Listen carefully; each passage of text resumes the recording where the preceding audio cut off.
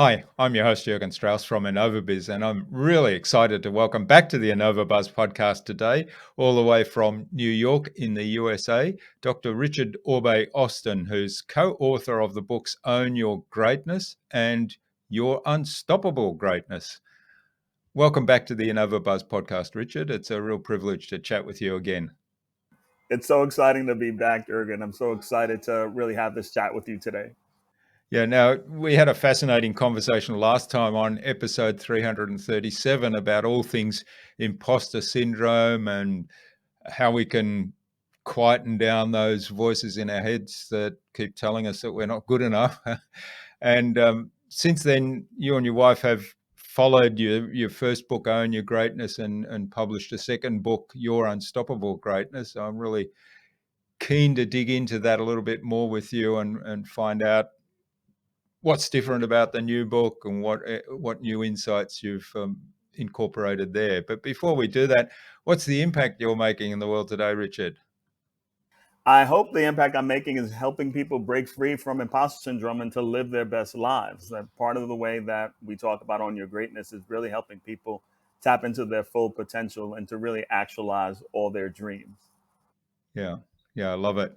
And just for those people that may not have yet listened to the first episode or my many other conversations with people where I bring up imposter syndrome all the time because it's one thing I suffer from and have to deal with.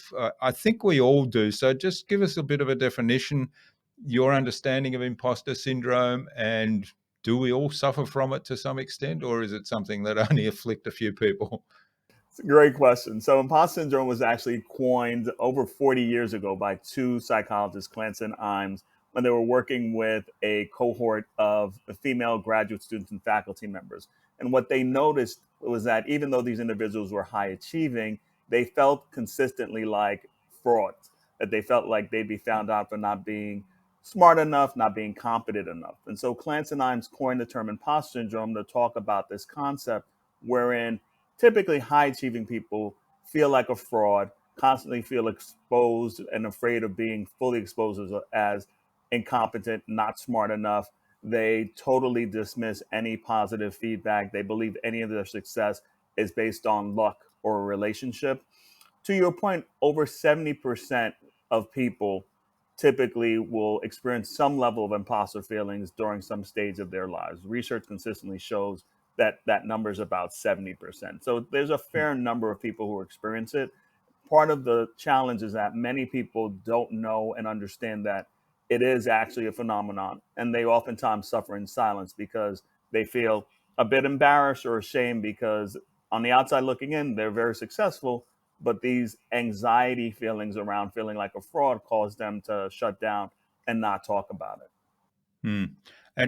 And one of the things some people may feel I don't suffer from imposter syndrome, but one of the things I notice quite often, and maybe I'm alert to this now because I've done a lot of work with myself, people will say things like, if I thank them for something, they might say, "Oh, that was nothing."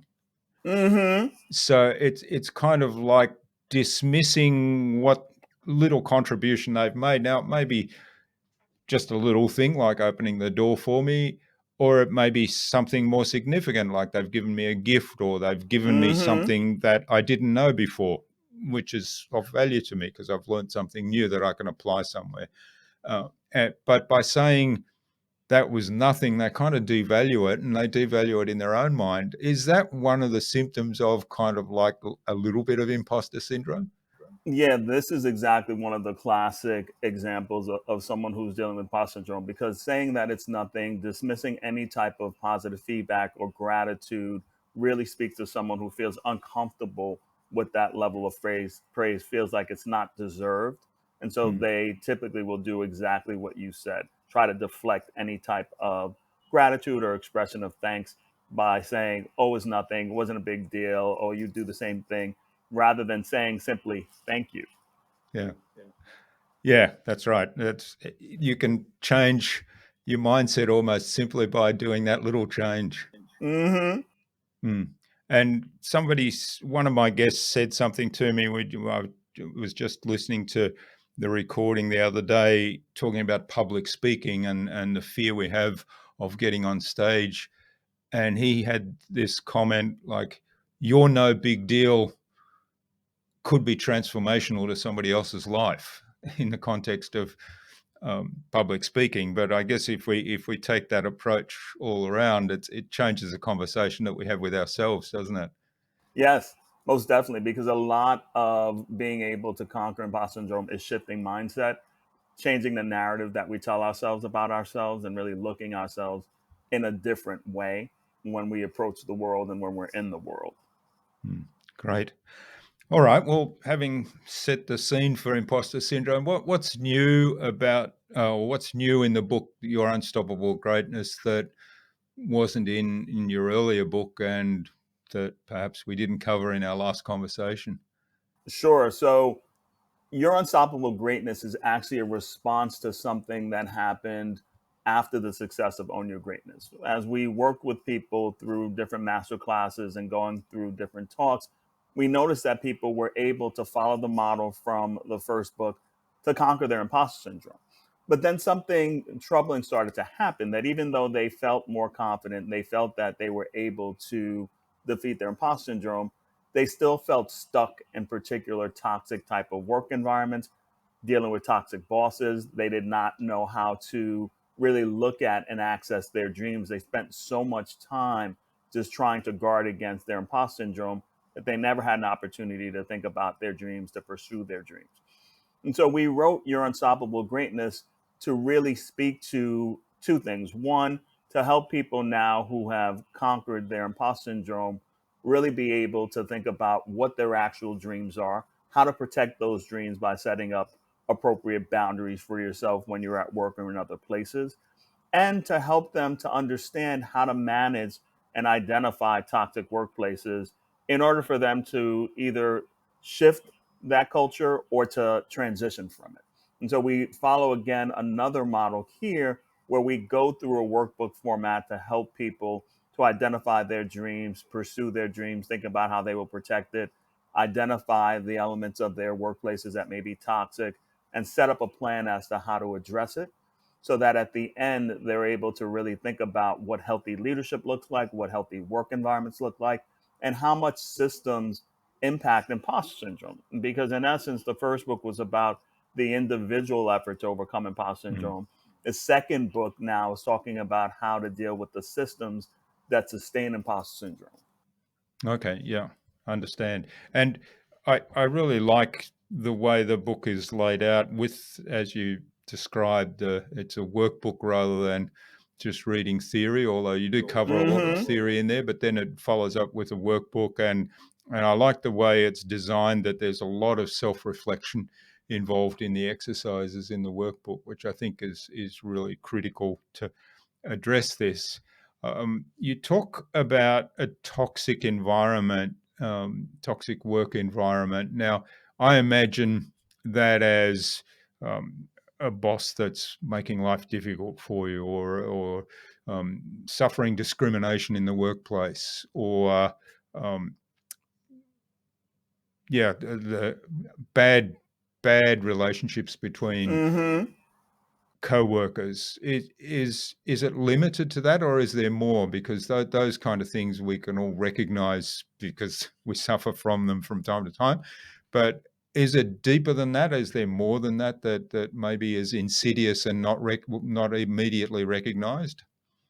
Yeah, and this is a wonderful question. And the U.S. Surgeon General actually released a report recently about toxic workplaces and identified some major components of toxic workplaces. One, workers feeling disrespected in a variety of different ways. These are people not honoring their boundaries, giving them work projects and having them be accessible 24/7. Unethical behavior, as you talked about, a neglect of diversity, equity, inclusion concerns, so discrimination, sexism, racism. So it's expansive in a way of all the different elements that make an employee feel like they are either under duress, they're being mistreated, they're being treated unfairly. They have a boss that really does not rate them adequately or not rate them at all. All those elements really consist of a toxic work environment. All right. And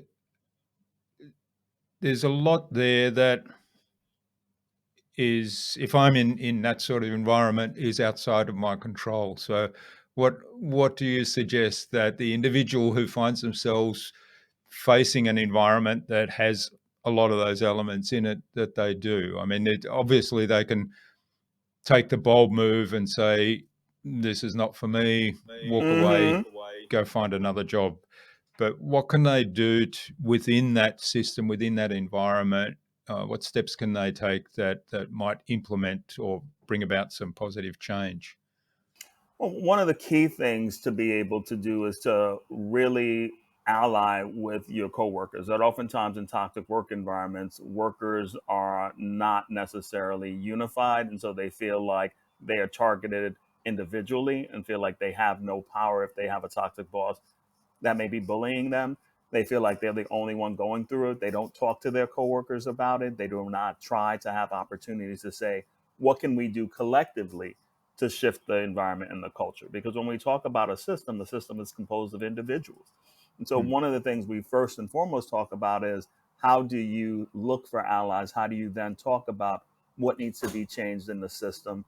Who are the people that can actually facilitate that change? How do you gain access to some of these power brokers or decision makers to really talk through some of the issues that you feel are causing the toxicity in the workplace? Hmm. Yeah, that's a good point. It's sometimes people get so down that they think it's only me, right? Mm-hmm. And yeah. Yeah, I remember when I was a very young man and I didn't know a lot of this stuff, but I had a Mm-hmm. toxic boss that was making life difficult for me, and I had the opportunity to go to the director of the department because I was working on a significant project that he had a personal interest in. And because I was making some significant progress, that gave me a whole lot of brownie points, if you like, in his eyes. And so I was able to actually talk to him about my concerns with my Mm. direct boss, and that helped a lot. Uh, I always felt uncomfortable, though, in a way that I was going kind of over my boss's head, and I thought, well, I was contributing to that um, conflicting situation. Yeah, and to be honest with you, sometimes it can feel like that is your only recourse, right? And Hmm. that's why, again, if you do it as a group rather than just as an individual, it feels like there's more power to that. Because if it's just Jurgen going over the boss's head, then again, you can be retaliated against, or you can be viewed as not following the chain of command. But if that person is not responsive to some of your concerns, or will target you, it's easier and better to do it in a group setting for you Hmm. to then be able to say, well, here are some of our concerns, and we'd love to be able to talk through with the identified, toxic person, but we didn't feel safe enough to do that, so that's why we've come to you. Yeah. Yeah, good point. So talking to others and sharing your concerns with coworkers is probably a really good first step. Yeah, you said something critical, which is this notion of agency. There are so many employees that and workers feel like they have no agency, they have no power in changing their conditions. And the reason that we feel so strongly about writing this book is to help people to understand that they do have power. Hmm. Even if we see all these layoffs happening globally, even if we see the economy tightening, there will be opportunities and options for you that you should never feel stuck. And that is something that we're very passionate about when we talk about your unstoppable greatness. Hmm. Yes, exploring all options. That's a really important point. One of the things you mentioned earlier as well, and I think it's the subtitle of the book, is protecting your dreams or reimagining your dreams.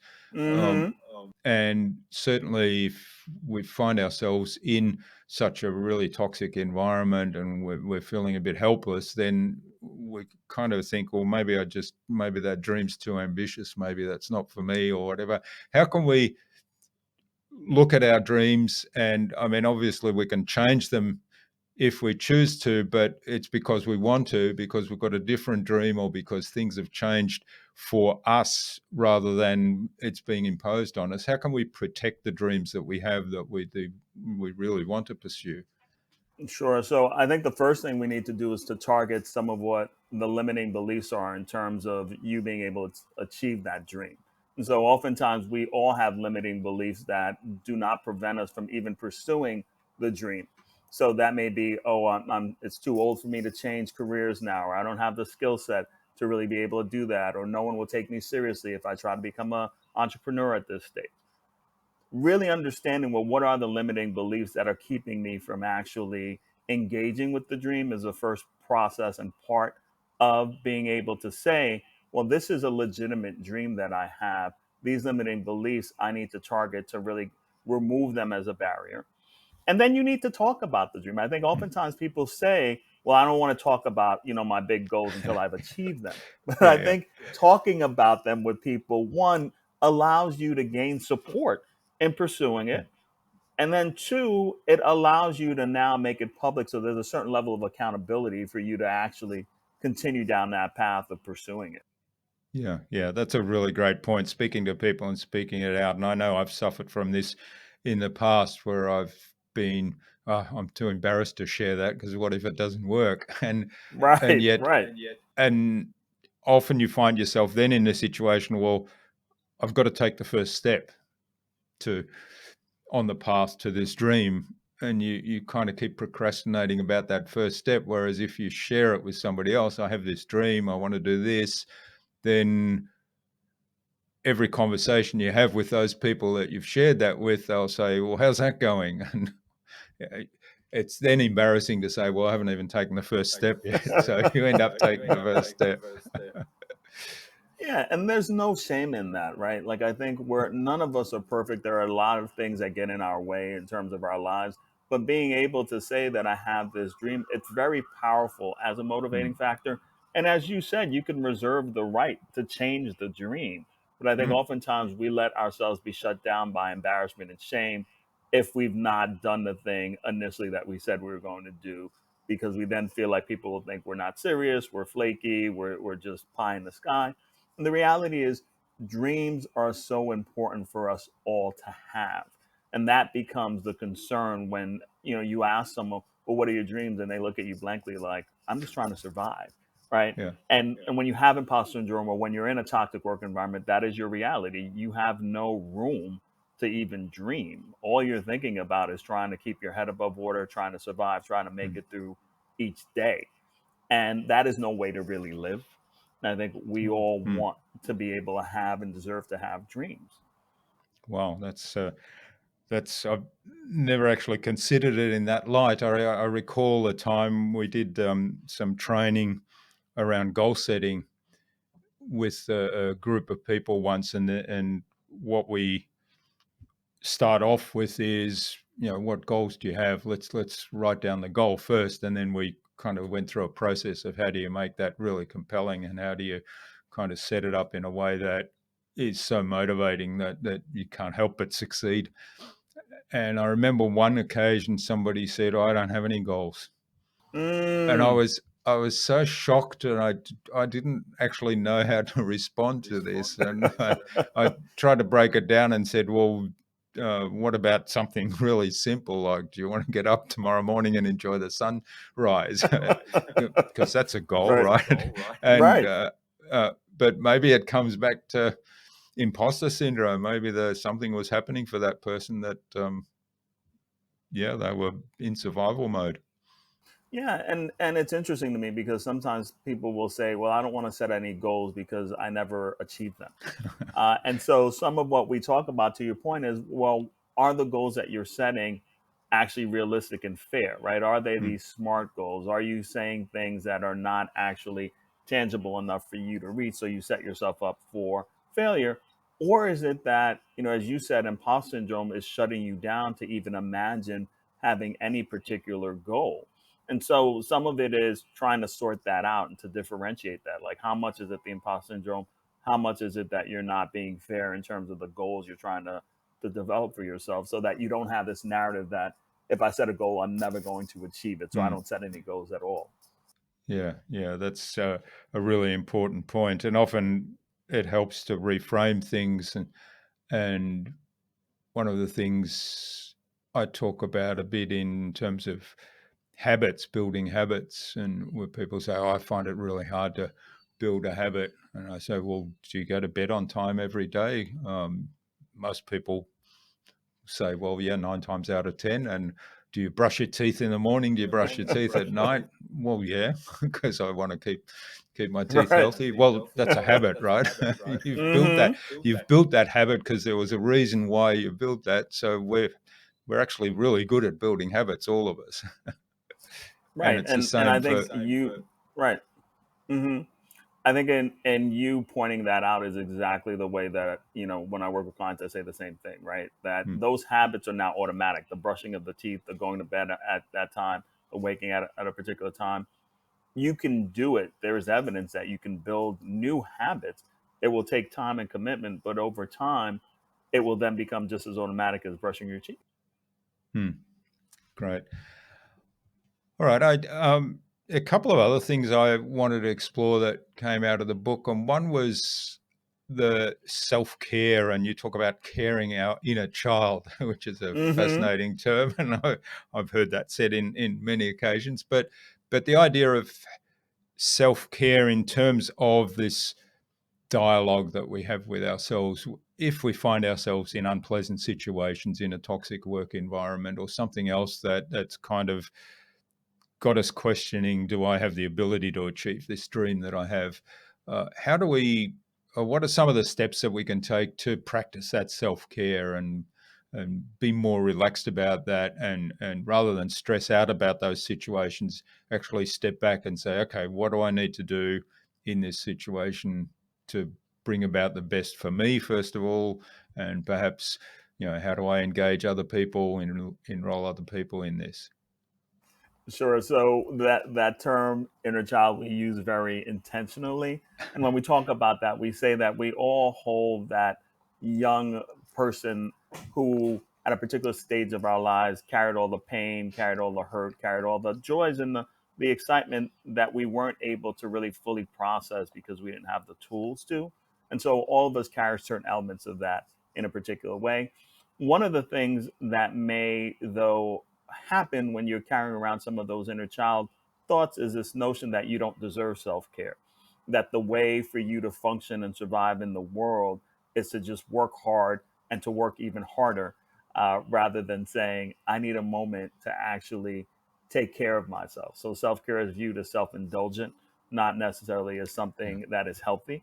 And so, first and foremost, it's really shifting your mindset around what self care means. Ultimately, it is essential in your success and your satisfaction. So once you do that, then it's to the point that we made about habit formation, understanding what really works for you relative to self-care. For some people, it's getting 9 hours of sleep. For others, it's taking a vacation. For others, it's meditating. For others, it's exercise. But integrating it into your routine, having an accountability partner where you say, I'm trying to develop these new routines and habits around self-care, and so I want you to check in with me maybe once a week, text, call, email, whatever it may be, to see how I'm doing on that. And that person that you choose as an accountability partner is someone that you will respect, that you won't just blow off and say, oh, get off my back. I don't really, I can't work on this right now. I'm too busy. And that they can give you feedback that will come from a place of caring, not a place of damage or threat. And so that, I think, is what's most critical of really shifting the mindset around self-care, gaining support to be Hmm. able to integrate a new routine around it.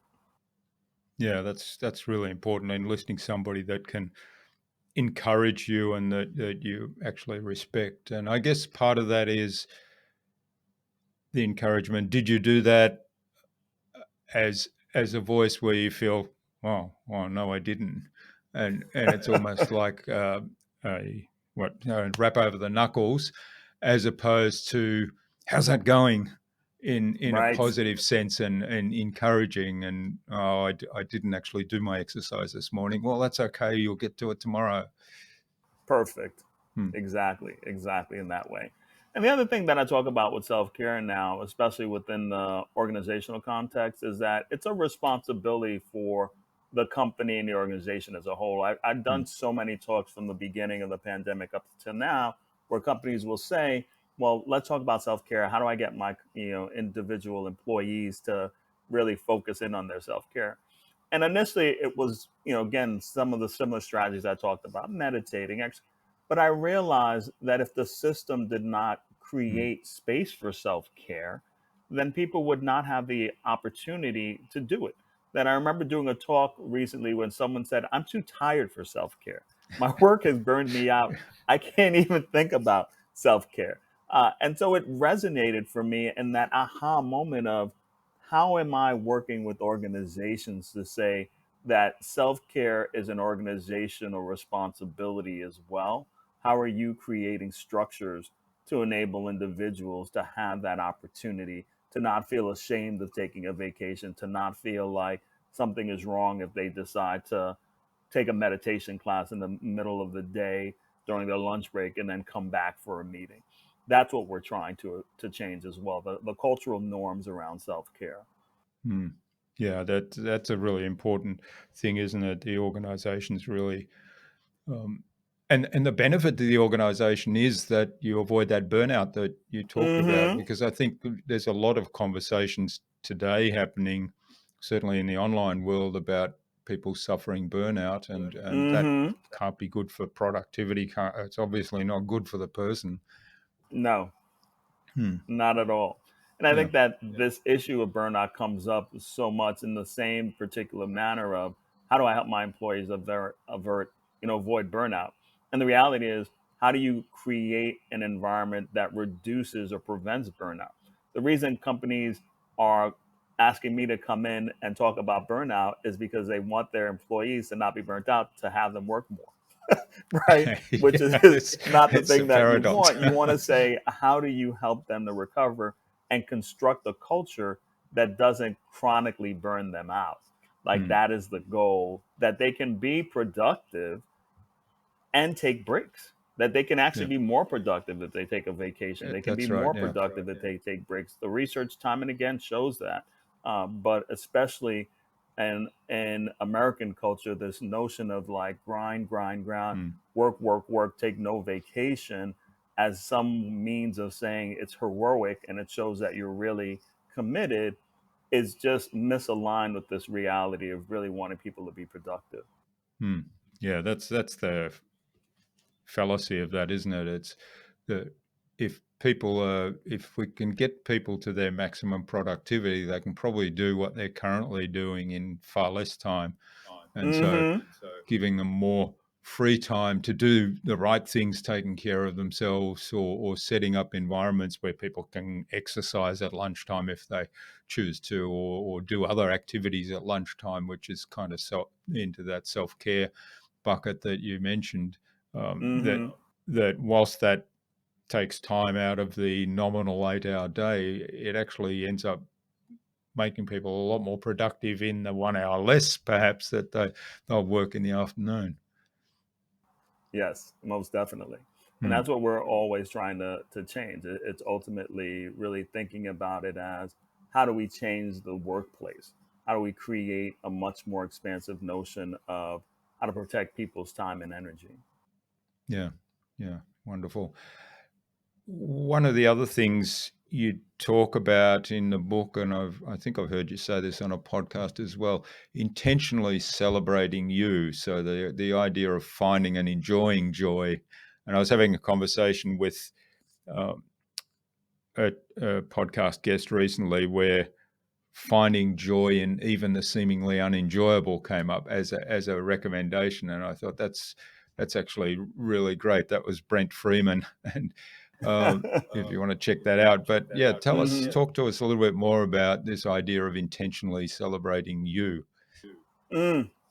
Yeah, and we put this in because we recognize that when people have imposter syndrome, the only thing they're thinking about is the next project, the next thing to do to protect their exposure from being a fraud. So ultimately, if they do a project, it goes well, rather than celebrate, they say, "Okay, whew, that was over. Yeah. Now I have to think about the next project and worry about that. Rather than taking the time to say, you know what, that was a great job. Let me take the time to celebrate that. Let me find joy in that. There is so much particular challenges, especially during these last 3 years of pandemic, where there's a lot of pain and trauma and inability to really be hopeful. And so injecting joy in that moment of like light is so critical to not only keeping you motivated, but keeping you optimistic about what's to come. And so we're always thinking about possibilities and keeping people feeling that there's so much more out there for them and really helping them to think about their possibilities. And so I just actually just came back from a trip from Mexico with my family. And one of the things we do as a tradition is any of our birthdays. So I have two little girls, and my wife and I went to Mexico. It was my youngest daughter's 11th birthday. And so she really wanted to make sure that she had an opportunity to celebrate as we typically often do. And so we went to Mexico, we celebrated it. And so she's learning that there are these moments that you really want to be able to take that moment to say, hey, this is a great time to be around the people I care about, to really reflect upon, the last year, and to really enjoy time together. Hmm. Yeah, and I think that's a really important point there is some people say, I don't want to make a big fuss of my birthday Mm-hmm. or other significant events in their life. And that's fine if they choose not to have like a big celebration, and maybe it's a Right. small family celebration, but just to take a moment to reflect on that and say, well, today's my birthday. So another year, what have I done in Right. that year? And Yes. sometimes that can bring up a whole lot of really positive things. And you talked about celebrating at the end of the project. I think it's also Mm-hmm. important to kind of find joy in the things along the way, because it yes, there's an objective at the end of that project, an outcome that you're aiming for, but there's also milestones along the way. And even if it's just, Mm-hmm. I've learned something new. Yeah, and one of the things that we oftentimes talk about, and I talk about specifically with clients, is this notion of perfectionism. That when you're dealing with imposter syndrome and you tend to be perfectionistic, even if the project went well, you're picking out the things that, for some reason or another, did not go perfectly. Right. And so you're not able to celebrate because you said, oh, that slide had a typo on it, or that particular Yeah. report, missed this particular number, rather than looking at the totality of it and saying, overall, it was a good job. Like, how do you hold Mm, on to that and not let the perfectionism consume you? So that's mm, another piece of what we talk about in this book, that people hold on to perfectionism because they feel like that's the reason they're successful, when in reality, it's the thing that's holding them back. mm. Yes, that's right. And we in giving feedback, we always talk about the importance of actually telling people what worked really well, what we liked about what they did, because that's the thing that they should continue to do, right? Often it's like you'd throw the baby out with the bathwater, is the expression. I think when you say maybe you could change this a little bit, and so they change everything, and all the good stuff's gone as well. So focusing in on the good stuff is critical. Yeah, and I remember working in a past life in a college career counseling center, and I used to do mock interviews with students, and we would go through the process of interviewing, and then the first question I'd ask them is, "What did you do well?" Hmm. Inevitably, they go right to the things that they did wrong, and so I'd have to take a step back and say, "No, no, no." I asked, "What did you do well?" Hmm. Rather than so focused. And it's human nature, right? That we look at 99% of things could go well, but that 1% is what we key in That's on. right. Yeah. But it's an important practice to be able to hold on to the things that you've done well. And then we'll get to the other points of Hmm. what you can do differently or better. But acknowledging that you have done things well is so important in being able to bolster your confidence in a genuine and sincere way. Mm, yeah, and also take those things that you did you did well forward as lessons as well. So next time I have to do Mm-hmm. those things next time, because that's everybody like that. I did that well, and yes, I have to change this a little bit. But the two have to come together if I want to do a better job next time. Mm-hmm. Hmm. Exactly. All right. Well, this is fascinating, Richard. We could go on talking ages about imposter syndrome and stuff, but I think that was a nice positive note to transition us into the buzz, which is our innovation round. Now, I know you've done this one before, but Yes. and in fact, I've got on my other screen, I've got that episode in the show notes, so I'm going to check to see what your answers are this time. Okay. All right. So, what's the number one thing anyone needs to do to be more innovative? They need to be able to really allow their creativity to flow.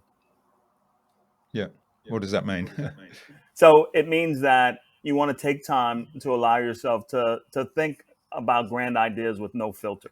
That oftentimes to be innovative, you need to really think so much, not necessarily outside the box, like not even think about a box at all.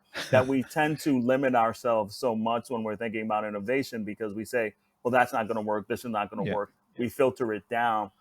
Letting your creativity flow means I tend to have a practice where I have a journal and I'll sit down on any particular day and just think about things that come to mind, Mm. unfiltered, not letting anything happen, writing them down. I always revisit them and say, oh, that idea is very useful. Let me take some of that as a core idea.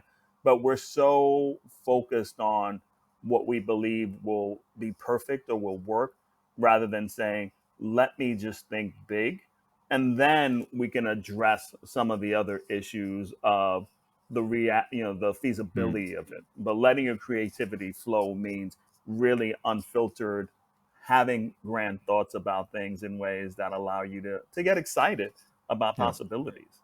That's great. Yeah. So it's suspending judgment until later. Yeah. Mm-hmm. Exactly. Hmm. Great. All right. What's the best thing you've done to develop new ideas? I've spoken to different people and people who are from different professions, different backgrounds. I'm a psychologist. It's always helpful for me to talk to people who are in different industries, whether it's finance, whether it's accounting, whether it's tech. And so it's always amazing for me to hear about how other people may think and how other people generate ideas and how other industries actually practice. And so that always helps me to really think about things that may be applicable to my field and to my work. Hmm. That's great. It's always, I love it that when you do talk with a whole lot of other people, it sometimes for me sparks an idea, and it's like connecting that dot from way over here, which is that person's field, and I know nothing about, got nothing to do with Right. me, but it's kind of sparked something over here in my field. Mm. Yes, most definitely. Yeah. All right. Do you have a favorite resource you use most often? The favorite resource that I use most often, oddly enough, is my journal. Yeah. So when I talk about just giving myself an opportunity and solitude to really move forward, that's one resource. I guess the other plug recently that I've used a meditation resource called the Core Meditation Trainer. It's a wonderful tool. It's this little ball that you use to do meditation that's connected to an app that allows you to go through different types of meditative practices. So now I recommend it to all my clients and professionals who I never got to be able to meditate before have signed on to it. And Mm-hmm. so it's very exciting to see Oh, that okay. I'll have to and to check that use one that. out. Yeah. Hmm. I'm not familiar with that. All right. Now, what's the best way to keep a client on track? To keep them accountable by setting some key, clear goals that are not overwhelming. And so oftentimes I say, let's set up 2 to 3 SMART goals and work on that. And in between sessions, I work with clients to make sure that they're on track. And so Hmm. being able to do that level of homework, if you will, Yeah. enables them to have a built-in accountability practice to know that once we meet, we'll do a follow-up to see what was successful, what were some of the barriers to getting you towards your goal, not again in a punitive way, but in a way of saying can I support you to approach it differently. Hmm. So very positive and reinforcing, but key is breaking down the big audacious goals maybe into smaller ones and then regular check-ins. Hmm. Excellent. All right. What's the number one thing anyone can do to differentiate themselves? To not be afraid to really stand out from anyone else. That oftentimes we live in a society that when we talk about differentiation, we see so much on social media that people want to emulate. And I think oftentimes taking risks to do something that is not aligned with everything else that you see out there, I think is the most critical piece of this. That oftentimes we feel shut down and say, oh, no one's ever tried that or no one's ever done that, so I'm not going to be the first. But thinking about how exciting it may be for you to be the first, to not be afraid to fail around it, right? That this growth mindset that I oftentimes talk about of looking at every experience as a learning opportunity, not as a test of whether or not you're competent or good enough. When you have imposter syndrome, you're always looking for signs in the environment that you're not competent or you're not good enough. But when you have a growth mindset, you say, okay, how do I differentiate myself? What do I see out there that no one else is doing? How do I take this risk and not necessarily let the fear stop me, and to try things out? And I think that's what's always been exciting around our, my business with my partner, that we're always trying different ideas or different approaches. Some work, some don't, but we learn from each particular initiative or attempt. Yeah, that's a really important point. I love that approach, and it does require to address that imposter syndrome, because that's kind of the big thing there. That's okay. I want to stand out. I want to do this big different thing, simply because I believe in it or something. And then you've got to put the imposter syndrome aside, don't you? And Yes. I like the whole learning approach. There's either you never make a mistake. It's you either succeed or you learn. I think I can't remember who said that, but I think it's a famous quote. Definitely. All right, great. Well, thanks for getting us through the buzz again, Richard. Now, I haven't checked the notes, so we can leave that for I the hope I didn't listener repeat to myself. check. Yeah. I think there's a lot of value in that this time as well. All right. Now, where can people find out more about you and the work you do, and also get a hold of your books, and maybe even get in touch and say thanks for what you've shared with us today? Sure. So they can go to my website, dynamictransitionsllp.com, to find out more about my work, to find out about the books. The books can be purchased at any major booksellers, Amazon, Barnes and Noble. I'm very active on social media, Instagram, especially at Dr. Rich Orbe-Austin. You can also find me on LinkedIn at Dr. Rich Orbe-Austin, where I also talk about these issues related to imposter syndrome, toxic workplaces, leadership development, as well as being able to take good care of yourself. Excellent. We'll post those links in the show notes, of course. Now, what action would you like our listener to take out of our conversation today, Richard? I'd like your listeners to really understand what their agency is in impacting their lives in a different way. So that may mean for them being able to get in touch with their dreams, being able to protect their dreams, or being able to recognize that if a toxic work environment or toxic boss is limiting them, that they have options and opportunities to change. And so agency is the key takeaway. Like, how do you increase and acknowledge your agency in a challenging environment? It's not to say that there won't be barriers and obstacles, but how do we help you to cultivate the agency that you deserve to live the type of life you deserve? Yeah, that's a wonderful call to action. And something that a quote I read recently, I thought it's sort of humorous but fascinating, and to reflect on in terms of if you're thinking about imposter syndrome, and it goes something like this. I'm not sure I've got it exactly right, but if you think you're too small to make an impact, try going to bed with a mosquito in the room.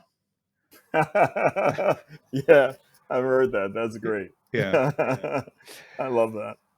All right. Well, thanks so much for sharing your time and your insights so generously with us today, Richard. And I really appreciate being able to dig into the book a little bit more and some of the new ideas in your Unstoppable Greatness today. And I've really enjoyed our conversation. So please do stay in touch and let me know when the next book comes out.